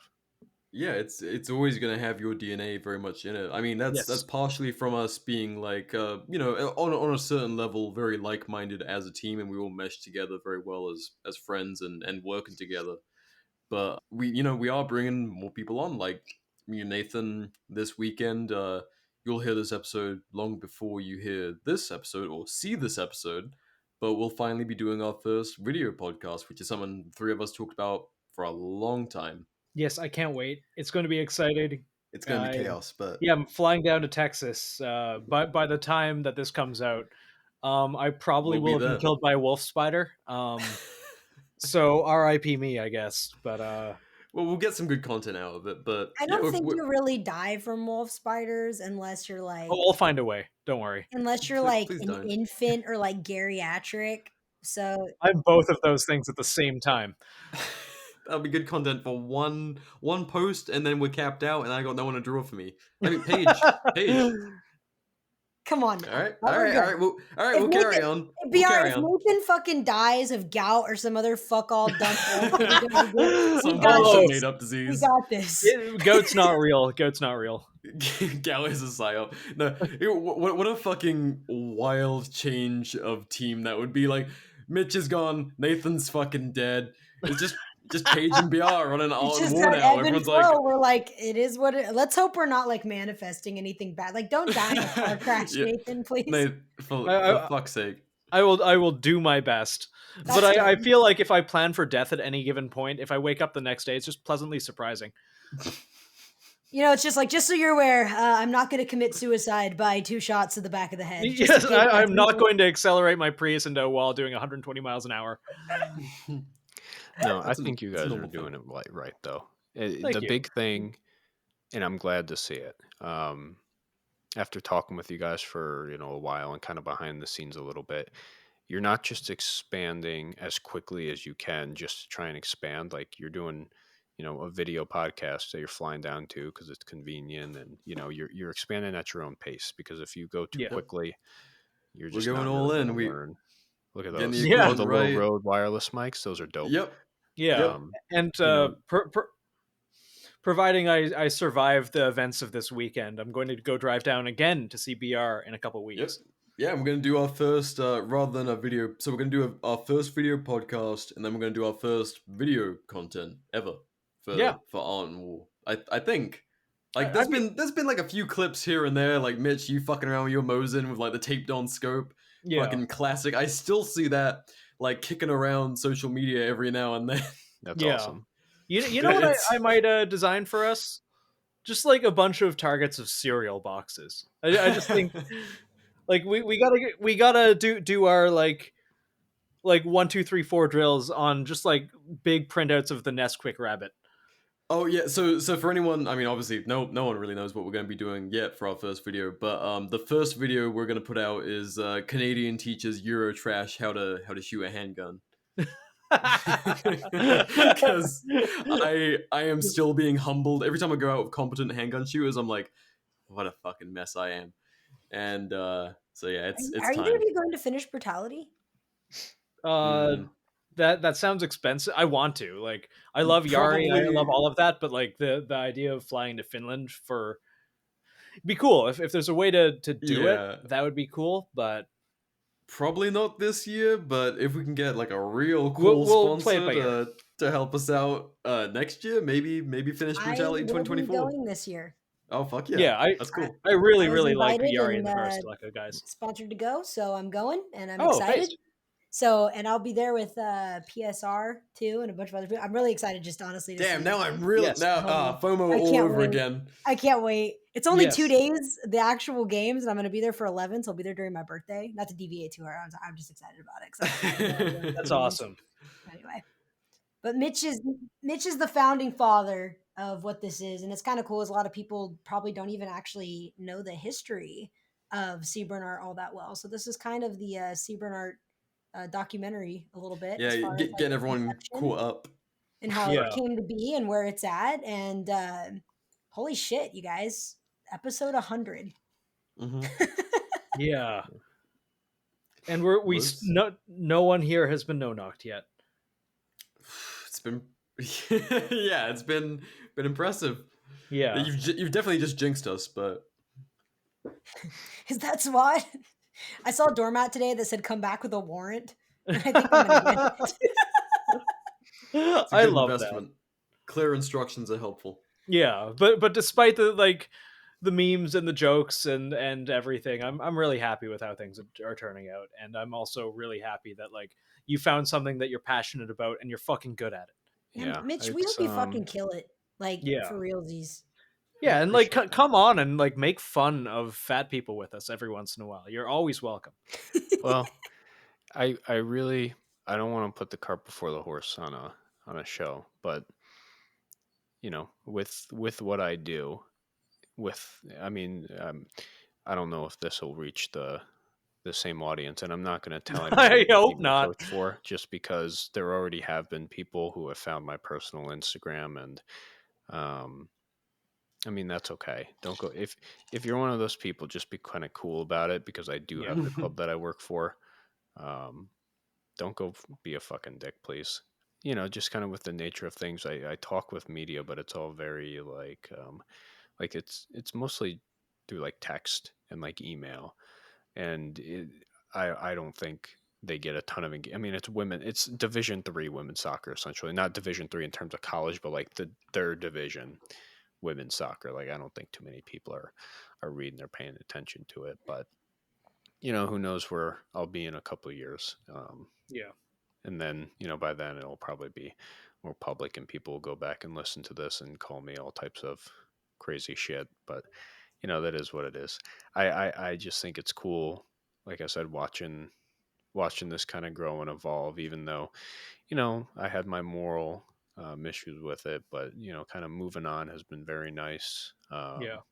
I miss talking with, you know, everybody. I miss being able to communicate with, you know, people like that the most. Like I said before, that's the thing that I miss, having those conversations with an open mind, talking with people. You know, and I wanted to bring this up. For a little while, I was getting emails. I had us on, back when it was us, I had us on this like podcast tracker thing to see where we were ranked in terms of like the world, like listeners and all that. Yeah. Because I was always just curious, and with that would also come like comments. And for like weeks, I knew that I did it the right way. This kind of validated it for me. What I was talking about earlier with the strategy about it kind of expanding and getting to that next level. I always knew that I was doing it right and getting to that next level when people were fucking like annoyed. Yes, yes. And man, we had that when we had the I really like the guy. He's one of my favorite episodes. Mitch, I don't know if you know this. We had a mortician on not too long ago. Oh yeah. Yeah, just like blow whistles on. That's something I wanted to. That was something I wanted to mention to Mitch. It was like I don't know how much you've been keeping up with the show, but yeah, we brought a fucking mortician on, so we've been continuing doing the oddball stuff, very much in that vein. And people got poopy, and that's okay. Like, it's great. Controversy is fun. Like, if we're not talking about shit that at some level pisses you off and makes you think and makes you question, you know, the world and life, then we're just chatting shit. This could be any, you know, any group of fuck asses, like their buddies getting together over a few beers and talking shit. But like, if we're making you like upset and thinking about things and questioning, good. We're doing our job. Well, it's like we have, Lord knows that I love people and I love meeting people. And like with that, like we've got some really just hopefully some fun, bizarre corners of the world to bring on. And like, well, one thing that I really want to do, I want to bring in like a former ANA Taliban guy, and we may have found someone. ANA and Taliban are very different. Very, very different, but apparently he flipped. But I just think it'd be interesting. He speaks very good Nathan, English. Just on that note, I had a friend tell me once. He's like, "Listen, he's like, you have a mutiny." He goes, "It works in your favor. That's great." He's like, but then you got to kill everyone because they're the kind of crew who will commit a mutiny. And you're like, yep, that's about right. He's like, except your right hand. You can always have the right hand. So I'm always skeptical when someone flips that hard. You're like, Yeah. Well, what I was getting at before though, I had us signed up for this thing, so whenever people would comment like on iTunes or like wherever they listened, like I would get a notification about it, and I read one. It stuck with me for some reason. It was about the Tanya episode, and it was like I'm so glad. It was like I'm so glad that faggot Mitch finally left, because that last episode talking with Tanya about mushrooms and living in Alaska was such a fucking bore and out Oh, of their shut up. norm. They should like, and I'm like, okay, I'm sorry if you heard my daughter, but like I saw that and I was like, good. You know, like obviously like I'm not happy that like you're upset, but like that's how I know we're expanding, because it pisses the fucking people off, and they need, you know, there's always going to be people that are just upset. I see it with my favorite podcast that I listen to now, the Pat McAfee show. They just signed a deal with ESPN, and half of their fucking fans are like, you're selling out, you're moving on and doing, you know, bigger and better things and making millions of dollars. You're a terrible person. But like for me, I'm like looking at that, I'm like, no, that's, you're just leveling up, dude. Like that's what you need to do. And you shit, know, look at Rogan. That guy's had so many people that like he's had the whole nation angry at him, like one side of it or another at any given point. You're like, all right, I you're mean, but doing it. that's why he's Joe Rogan. And you Yeah. know, that's what I see with this, you know, talking to other people with different beliefs, figuring things out and just having that dialogue. Because when you look at the industry that Seburn's in, it's very much how you succeed on social media is by posting the popular echo chambery stuff in a more creative way than before. A lot of people come in and they just try posting the same shit. Like they post like a Gadsden flag, or they say like, you know, shall not be infringed, and then they get like 2 likes, and it's like, why is nobody liking this? And it's like, because like duh, like nobody fucking cares about that. It's like Dude, even a how chick who creative posts the can you say same that? butt angle over and over, no one cares about. You're like, all right, girl, like we got to move on to some more like interesting ass pics. This is boring now. These cheeks do not appease. You know, you gotta keep it going. Yeah, so it's just I don't know. I'm happy you guys are bringing. I'll be honest with you. I have not listened to the show since I left. The No, last it's episode I okay. listened to was the Tanya episode, and then How I dare haven't. you? I logged out of the Instagram for the last time, and I just I don't know. And like I said, there's no bitterness behind it. It was just like I need a You need a that was reset. I needed to detox, and that was one of the things. That was probably one of the more tough things. It was social media, Yeah. because for so long it had been, how do I optimize everything I can for the most growth, the most engagement, while still sticking true to what I want the brand to be. And you know, when you have access, I think I left at like 98K. So you guys have been slow on the growth, but you'll figure it out. Nathan. When you have access to that many people, and it's not just having 98,000 followers, it's having the ability to post whatever the fuck you want, and like 10,000 people are going to engage with that. Like that is just like a given. That is a very powerful thing to not have anymore. And you know, when it was compulsive for me, like I was always on my phone because I had to be. I had to know all the trends. I had to know who was posting what so I could tailor my content, so I could try and predict what we should be talking about, who we should be talking to get ahead of these things, to, It you know, becomes an set these obsession. trends. Yeah. It really does. Like you have to obsess over it to grow in those ways. Like even on my own like art page, like I post what I want when I want, but like when I'm helping other people, I'm like, this is the structure that you need, and it's fucked up. Like Yeah. it's hard It's a shit. lot. Like going back to being like social media management is fucking grueling. It's Yeah. very taxing. Yeah, and you know, I would just be pulling out my phone, and I didn't have the Instagram app, but I'd be pulling out my phone and I'd be like tapping where it was, and like out of instinct I'm like, what the fuck am I doing? You know? So like for a while it was just like putting on my phone, swiping up, tapping where it used to be, and like not seeing anything, and I'm like, oh yeah. So like it sounds ridiculous, but I spent hours because it wasn't just a Seaburn page. I was managing, other pages. I worked, with Mirror Safety, which I'm very grateful that I did. That was a great stuff to work for. But I was also, under NDA doing stuff for other people. So it wasn't just the Seaburn page I was dedicating this to. That was my life. I was a social media manager. So that compulsion to constantly be on my phone and to keep up with everything and leaving that was like, it was kind of tough, because it was very stimulating and I was good at it, but leaving that was kind of tough. But I'm glad that I did. And I started my personal Instagram, which a couple of people have found and tried requesting. I was originally going to make it open, and then I'm like, nah, I don't want to fucking deal with weirdos, especially because it's, Yeah. my job. I know how some people in this industry feel about women. They can go fuck themselves, and I don't need them to go message like the page that I work for and be like, your coach said this was one time on a show, and blah, blah, blah, blah, blah." So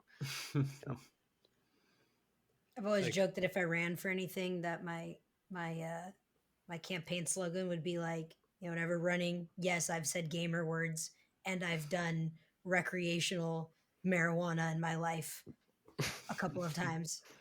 That's your slogan. It's done. It's like I'm just- now it's like you got nothing. It's like, well, I heard you in this COD lobby, and I'm like, yeah.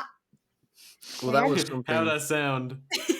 That was something I told a lot of my players when I talked to them. I'm like, look, like the last 8 years of my life, I've been in an environment where you say things and you communicate very differently. So if if I come across in a way that isn't maybe how I intend, like I apologize. Like I've only known how to talk with military dudes for like 8 years.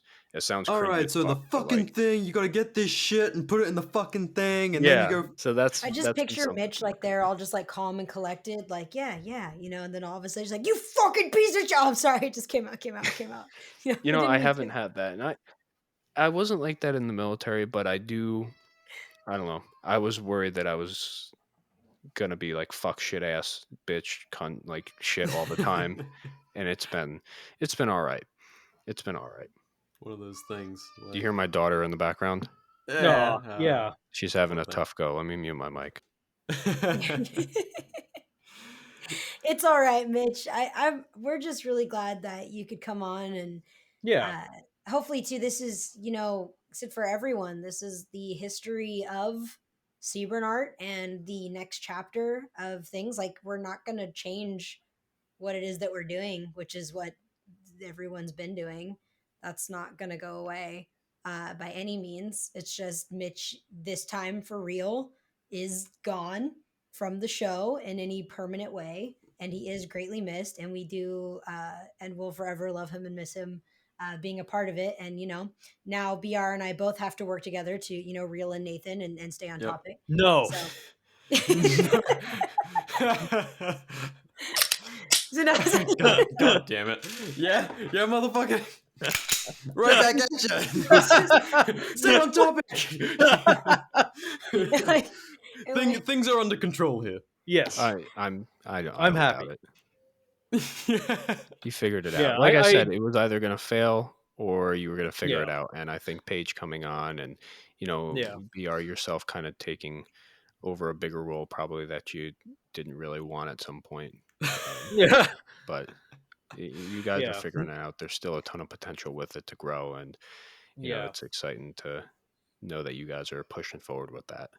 Yeah. I'm hoping the growth goes back to normal now. My 2 to 3 month unplanned hiatus because of blindness is ending. Yeah, don't do that again. That's bad for business. That's bad. I got my my lenses to help deal with that yesterday. It's still not 100%, but it's getting there. Content is. I did my first character again today. Yeah, but I dug that. Yeah, and yeah. for anyone listening too, for the sake of things, just on any spectrum, it's no industry secret, the little trials and tribulations that we face on the side, but the one thing that makes all the fucking difference in the world is a tiny bit of organization. Having a schedule, writing things out, like whatever you're doing and whatever aspect of like business and stuff that you are in or you're trying to pursue. I don't care if they are your best fucking friend, your brother, or a total stranger. Write shit down. There's no such thing as handshakes. It's just so everyone knows what the fuck they're doing, even if they don't even if there's nothing bad in it. It just helps to have understandings of like roles and responsibilities. People will do that. They'll be like, oh fuck, whatever. And it's like, no, it doesn't matter. Just do it. We make a list. Oh, it doesn't work out. We can change that list. That's fine. So just a little solicited business advice to anyone listening that way. Like also behind the scenes. yes. Like that's important though. Like I talked about that a lot. And we did I think this was Nathan, Mitch, Delta Magna, and I some time ago talked about like art business and like what it meant to do it. And like I said, the same thing. And those things are really important, like in what anyone's doing going forward, especially when something gets bigger than yourself in that way, Man, Mitch, how the fuck did you find this meme? Like, did you have this backed up or did you just come across this? I What came meme? across it this morning and I was like, oh, I'm going to save it. I wanted to send it into a group chat, but you were the first person in my text, so I figured you could share that with the group.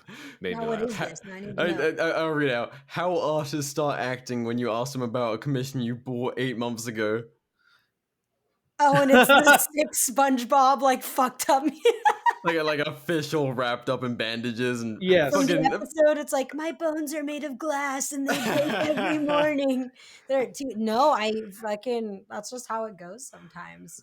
Creativity, and maybe that's why like some things work this way. Is like I get Nathan on an artist level, but I'd like to think I have a pretty okay understanding of an organization. I have a fetish for organization. I fucking thank fuck because like if we had 3 creatives on this team without the organization element, good fucking Nothing would God. ever get done. Nothing. Creatives are the Nah. worst fucking people on the planet to work with 99.9% of the time. Super interesting, fun, cool things, but like unless there are very clear parameters, you're like, here's your yard, here's where you can play. Like it just nothing gets done. Like I've been there where you distract yourself from projects with other projects where you're like, oh, I'm really stressed out. I should bring on more work because I should start something else. yeah, I could just Right start now. something else. Give me that gratification. And then you're like, why do I do it? I hate this. How come everything's so hard? And you're like, oh my God, I did this to myself.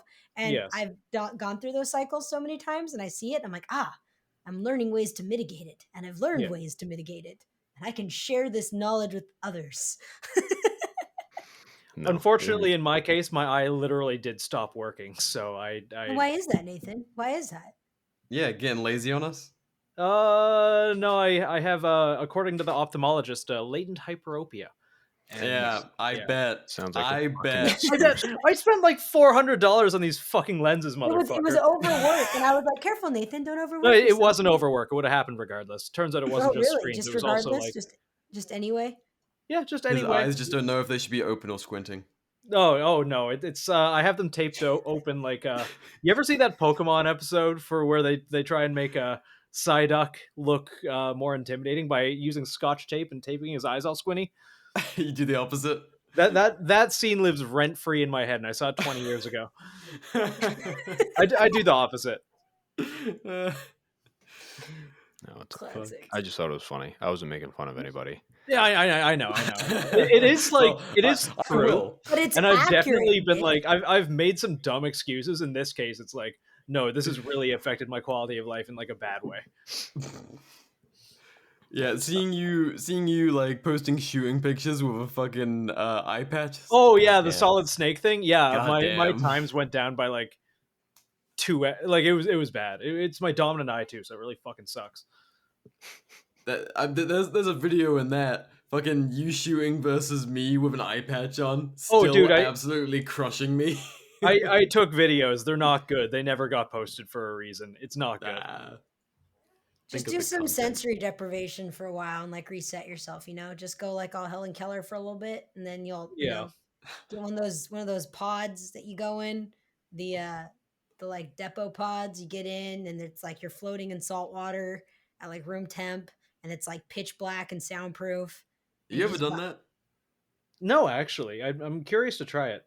There's a lot of weird shit with that. Like sensory deprivation does some really wild stuff to the brain because you're obsessing over perceiving something, and so you end up like hallucinating auditory and visually usually at some point, and like an hour can feel like days. It's wild. It's really wild. What? Wait, Paige, have you ever done it? I've done things like it, but not quite in the pod. In the pod.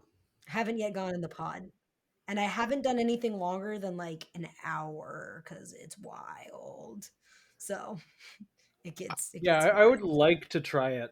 I really want to do like 3 or 4 days in total darkness. I saw Aaron Rodgers do it once, and I was like, damn, I don't know if I could do that, but I want to challenge myself to do that. Yeah. That would be wild. Like, what did he do? Was he just like in his fucking house in pitch black, or did he cave? go to the No, special there's place? places that Who you is go Aaron to. Rodgers? Like, this is their job. It's the Cristiano Ronaldo thing all over again. He's one of the greatest quarterbacks of all time, but he Even went I know who Aaron into Rodgers is. the darkness for 3 or 4 days. There's this company that like runs in. It's like in the side of a mountain. There's running water, there's a bath, and then they slide you food. It's basically like putting yourself in solitary for a couple days, but you can leave whenever you want But or you turn pay on the for it. lights. And I guess like it's total darkness too. It's not like, oh, it's kind of dark. Like it is total darkness. He did it for 4 days. Um and completely deprived of all your senses. I don't know. It sounds interesting. I don't know if I Well, it could do it. heightens your other senses because at that point you're only losing sight. You're not losing like hearing, like you can still hear, feel, smell, taste. So like anytime you eliminate one sense, it exacerbates the other, like it heightens the other thing. So when you eliminate multiple senses, it can actually disorient people. These methods are favorite in a Bush era of interrogation that were brought on from the studies of Cameron and Hebb, if you guys are curious, from the 1950s about sensory deprivation. And wild shit, things they weren't allowed to publish because, it worked really well. And the government's like, give me that. But yeah, you can really fuck someone up with sensory deprivation too.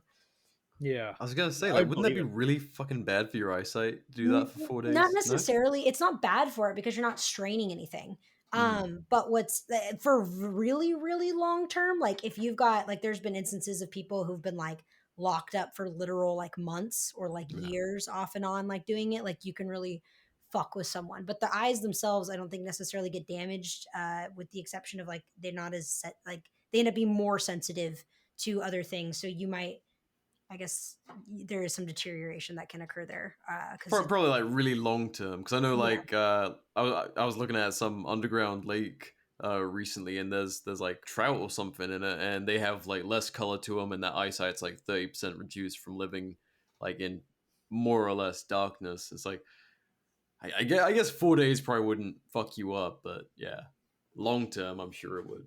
I'm curious too, like what total effect that has on like the actual like eye. Like I wonder if that would change how the optic nerve actually worked at that You point. become a cave person. Like if it's constantly like straining to see something, or if it's not. Because I know like if long term can fuck it up. Now I'm curious. Time to go down a rabbit hole tonight.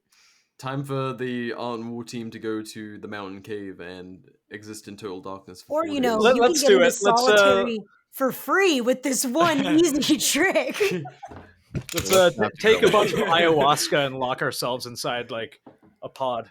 Or That how is about definitely we on my to-do don't? list. That sounds. I mean, don't do that. Don't do that. I want to really bad. I know plenty of people have done like ayahuasca and like gone out with the fucking natives in the goddamn mountains and done crazy shit. I'll have to Yes. bring my friend Clean on at some point. He's called his name's Stefan, but he's like one of the biggest Tarkov streamers was for a while, and he's been on like Twitch since like the beginning. But his name's Clean with a K, and like that guy has experienced so much epic shit.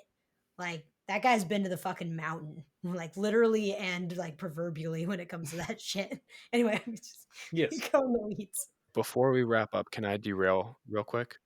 Because we're getting close to wrapping up, I would assume. Yeah. Can I derail real quick? It's Yes, something I wanna please. talk about. Absolutely. Do Wait, it. Love your final Mitch derailment. derail? We My final salute you. derailment. So over the last year, since I've been out of the military, I've been able to do a lot more different things and interact with more different people. And I went to college actually, on the GI Bill, because I get paid a lot of fucking money to go to school. It's kind of stupid. But I went to college and I physically went and I got to interact and, be around, college students. And along with that, when I was scouting, I run a scouting network now for women in the Northeast and Midwest. I was going to colleges all the time. and I've probably been to probably 60 different fucking colleges in the last year. I want to say I think this is important because I had this perception of college, having never been to one really before.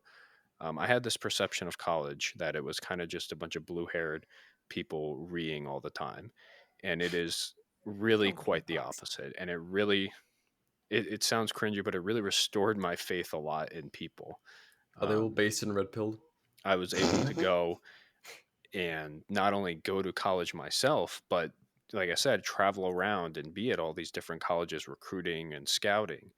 And I don't think there was a single instance where like anything that I saw on like social media about college was like true.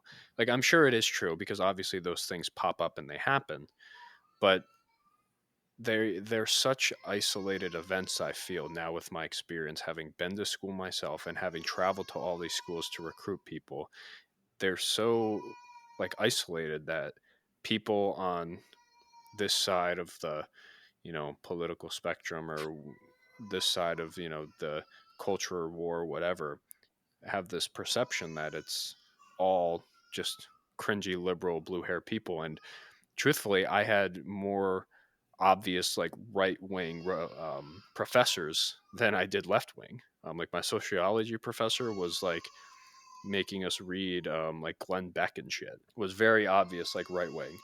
And there was even a trans person in one of my classes named Calypso who was like super fucking cool. Like just being able to talk with them. And that was the one thing that was one of the things he said in one of his speeches. He was like, there's this perception that my community, the LGBTQ community and all that, is very like reeing and over dramatic, and I don't see that in my own community. I see that with onesies and twosies of people who like are just fucking here for attention. But Entitled people are everywhere. yeah, and I just it really opened my eyes to people and kind of what each side is being told about the other side, and what we see on social media and on the news isn't always true. And my Yes. faith in humanity was kind of my faith in colleges, at least. I still think college is really dumb for a lot of people and it's not necessary. But Unless in you're getting terms of paid to like go, fuck it. what they're teaching there and like who's there, it's not nearly as bad as people think. It's still not great, but I didn't see a single instance of anybody like reading or trying to be like a social justice warrior or like any of that, Checking your any of my privilege. classes at any of the schools I recruited from, at any of that stuff. So It also depends, I mean, demographics do matter too. Like, I mean, I'm out in the Seattle area. It's very Seattle. It's exactly what it looks like on TV in many places. I mean, Granted, that's that's not true of everything, but like that is like West Coast is exactly what you think the West Coast is most of the time as far as that how that shit comes. Like, yeah, there's a lot of people who aren't, but I think like to your point, Mitch, like in anything, it doesn't matter what it is, Yeah. people will make straw man arguments out of anything that happens. I Like agree, and I it think just people are doesn't like addicted. there's no yeah, guess what? There are fat racists and neo-Nazis in the fucking shooting world. That is not the shooting world. There are, in we've that talked same with way, some of like those. there are, people who are pedophiles and gay and trans. That does not mean that all gay and trans people are fucking pedophile. Like that's just not those things are not mutually exclusive. That's not how that works. Yeah, So it's I, like I I feel like most people are inherently, and like not all people, but most people are inherently well-meaning, and their views are mostly a product of their environment. I live in I have been in university for like 6 years. I've met a ton of social justicey people. I've met a lot of normal people. It's people are addicted to being angry. I think we oh really fuck like to yeah. yeah, we really like to look at a group of people and be like, oh, all of these people are like this, and it's funny and easy to say that, but it's not generally true, and often it's intellectually lazy. I'm guilty of it. Don't get me wrong. I think we all are in some degree. for But sure. yeah, Well, Mitch, I'm really glad you had that experience though. Like yeah, genuinely, like it is important and it's a reminder to like anyone who thinks that in any for the most part though, I think most people agree with that. Like most people agree, like, yeah, not all people are bad, most people are fine. It's just you get on Twitter and the brakes are off.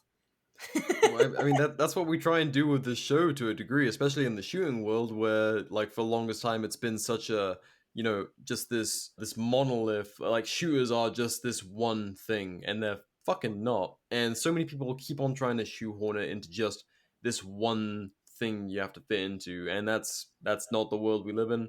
That's not the culture we live in. It's not the community we live in.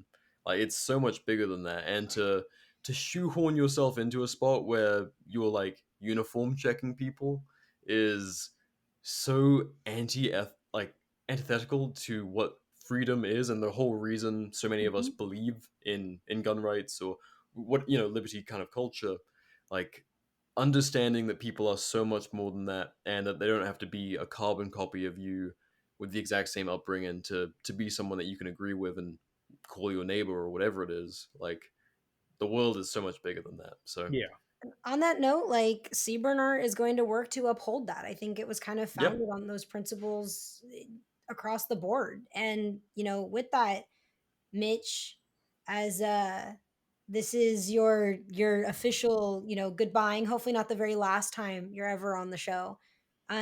Yes, come What talk about John Harvey Kellogg with us. yeah, what do you want to say to, I don't know, just what do you want to say to anyone listening? Um, I want to say be kind to people. It sounds really cliche, and I never, there was a lot of times in dad advice where people were always very cliche, but just be kind to people. And I'm going to push my own little agenda here. Go read The Tao of Pooh and the Tao of Piglet. I'm going to push my pacifism and Taoism. I think it's pretty based. cool. Even if you don't completely agree with it, if you implement some little lessons here and there, I think you'll be an overall happier person. Um, and I just want to say thank you, to you guys for, taking this over and, continuing to make it great. There's a lot of people and, that I met over the years that are really awesome. Justin Lee from Core Performance has been great to me behind the scenes in both my personal life and professional life. Want to say thank you to him. Um, you know, Ava, Victim Henry, pretty much all the artists, Migraine, awesome, underrated. Um, I don't know if that's a I feel like being called underrated is like a compliment and an insult at the same time. So I don't mean it like that. I mean it purely as a compliment. I think.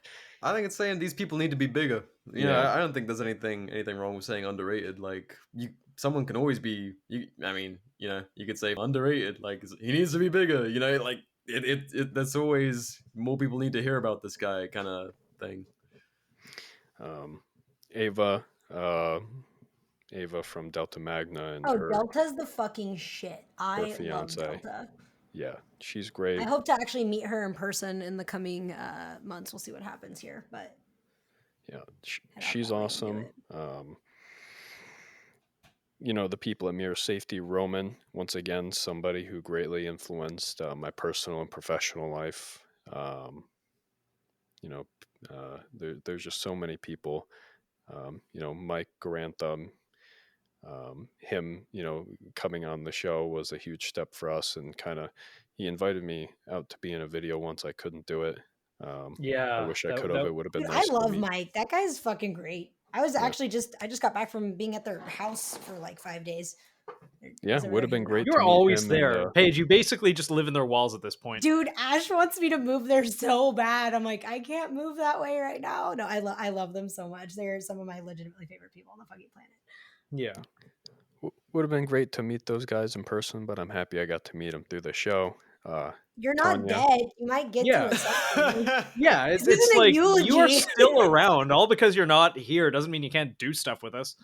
We No, still I have. hope that you will always be Father Seaburn. We hope that we make Yeah. we make Daddy Mitch proud as we keep going. And I hope that if we're ever being cockfags, that you'll come around and be like, "Hey, what the fuck are you guys doing?" Keep an eye out for us. You don't have to listen to every episode, but if you see us through Yeah. the cracks, behaving like rapscallions and mongrels, and not in We're a gonna be behaving like charming way, rapscallions and mongrels, but if it but gets not in out a. of hand, We hopefully it's charming. yeah, Yeah. yeah. We we aim to be charming while doing that. Nah, you guys will figure it out. But Well, you're gonna be missed, but I hope that y'all listening will accept this ragtag group of lackeys moving on Absolutely. forward. I Yes. think I think people will. Seaburn was never really about one person. Even when I first started it, it was never, you know, it was always kind of about the community and the people around it, and everybody contributed in their own way.